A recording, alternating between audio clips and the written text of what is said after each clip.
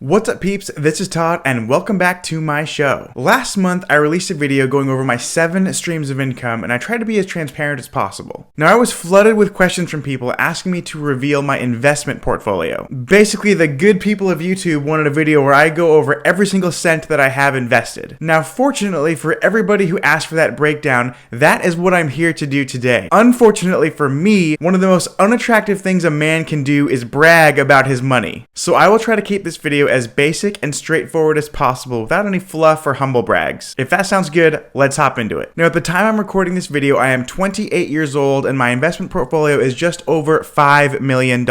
So I'm going to go over step by step what those investments consist of, how I was able to do it, and the monthly income that those investments are paying me each and every month. I bought my first property back in 2015 when I was 23 years old. Now basically how this all happened was my girlfriend and I were looking for a place to live and we were looking at what apartments we're renting for in Seattle, Washington. Now we found a 1-bedroom, 1-bathroom apartment that was going for $2,200 per month. It did not include utilities, parking was an extra $150 per car, and so all in we were going to be about $2,700 per month just in rent for a place that we didn't even own. Now even though we were just dating at the time, we weren't even engaged, we thought that was silly to pay that much in rent. So we decided to buy a place. So we bought our first property for $506,000 and today that house is worth over $729,000. It has had a net increase in value of $223,546. Now at the time my girlfriend and I lived in the master bedroom and we rented out the other bedrooms to our old college buddies. We were pretty much able to price the room so that it could pay for the entire mortgage each and every month. So my girlfriend at the time, who of course is now my wife, we were living completely for free. Now 9 months later we bought our second property and we bought that house for $525,000. The current value today is just over $775,000, so we have had about $250,000 of net increase on that house just in the appreciation. That's no rehab, there's no alterations, because all of the properties that we've bought, we've purchased new construction. Now this house we didn't move into, but we also bought it for a rent by the room strategy. So this is a 6-bedroom, 3-bathroom house, and after about 5 days of having an add up, I had all 6 bedrooms leased out. Now the third property we bought a few months after that, and we actually used an owner-occupied program because we moved out of our first house into this third house. So we bought the third property for $545,000, and today it is worth just over $719,000. That of course is a positive increase of just over $174,000. Now by house number 3, we really had our rent by the room strategy down. We labeled every single cabinet, every single shelf in the pantry. Everybody had divided up fridge space. We were living in the master bedroom again and renting out the rest of the rooms in the house. And then of course we also rented out the bedroom that we had left in house number 1. At this point, just in this one house, we were living completely for free, plus collecting about $1,000 a month in passive income just from that one property. Not to mention, we were still cash flowing very nicely at house number 1, and we were getting close to $6,000 per month at house number 2. Now when my wife and I went to purchase our fourth house, we bought it for $634,000. Today, that house is worth $754,800, which means we have had a positive increase of over $120,000. Now for this home, I just happened to be browsing Redfin and I actually saw the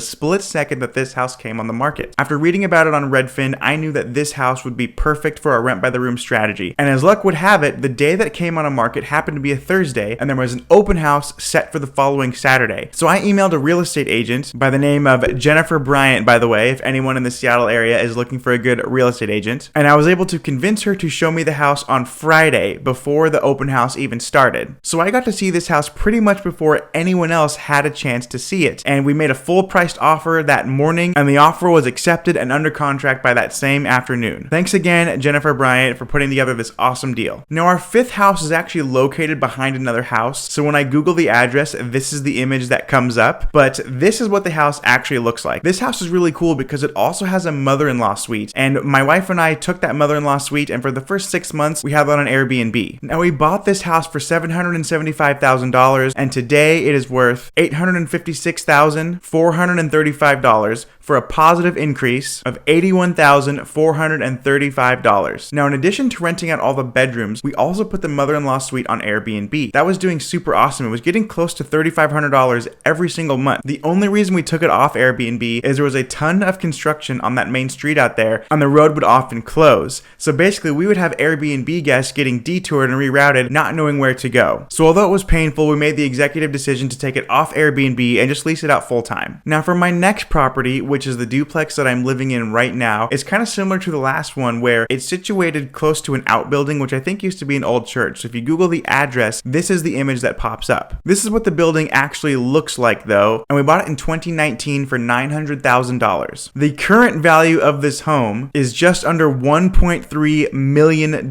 So we have had a crazy amount of appreciation on this home, and that's just over 1 year. We had a $328,000 positive increase in appreciation on this house in the last 13 months. That is insane. Now this duplex is awesome. So we were living in one half, renting out the bedrooms, and then we also had the other half on Airbnb. In addition, we converted one of the garages into a studio apartment and we put that on Airbnb as well. But then, as everybody knows, the coronavirus pandemic happened and people stopped traveling. So we took our listings off of Airbnb and we leased them out full time. That was very sad though, because we had 100% occupancy. Literally every single night was booked. And in the summer, on the other half of our duplex, we were projected to make $6,000 per month just on that one unit, which is only a 2-bedroom, 2-bathroom apartment. Sadly for us, we leased it out full time and we're not making anywhere near $6,000 per month on that unit, but we had to pivot, we had to adapt, because I would rather have guaranteed rent for the next 12 months than worry about vacancies and not having any money coming in because nobody is traveling during COVID. So now if you take the current value for every property that we own, it is just over $5 million. But what's crazy is we have only been investing in real estate for about 4.5 years. And although the current value today is over $5 million, look at how much of that is appreciation. If you look at the appreciation for each individual house and you add that all up, we have gained $1,179,196. So just under $1.2 million in appreciation in 4.5 years. Now again, that is with no rehabs, really no renovations. The only thing we ever did was we changed one garage into a studio, and that was very easy to do. But basically just for owning real estate and waiting, we've gotten a free $1.2 million in appreciation. Now of course, after I got done editing this video, I realized I forgot to tell you the monthly cash flow that my investment portfolio is making me each and every month. So real quick, I will just tell you, out of all those 6 properties, out of that $5 million portfolio, what we collect is about $37,000 each and every month from rent. Now for anyone who has made it this far in the video, I do have some bonus investments for you, because one thing I never talk about on this channel is my stock portfolio, or bonds or mutual funds or cash or anything like that. Now unfortunately, I was hard pressed to find screenshots that didn't have just like a ton of personal information on them, but what I can tell you is that most of my stock portfolio is in Vanguard. I do also have one with American Funds Capital Group. But if you're curious to what I invest in as far as the specific funds, most of it's just index funds, S&P 500. I do have this target date fund here that you can look at, and that is where my 401k and Roth IRA money are held. Now in addition to having a couple $100,000 in stocks, we also utilize high interest savings account. So currently one of my high interest savings accounts is getting 1.99% interest, which of course isn't a ton of money at all, but if you have a savings account anyway and you have money in there that you're just putting away for the next real estate deal or what have you, you might as well be making 1.9, almost 2% on it. I have another high interest savings account, and as you can see, the other month they deposited $34 in interest into that account. So just for having my money there, I get about $30 a month in interest. But that's basically it for this video, you guys. That is my $5 million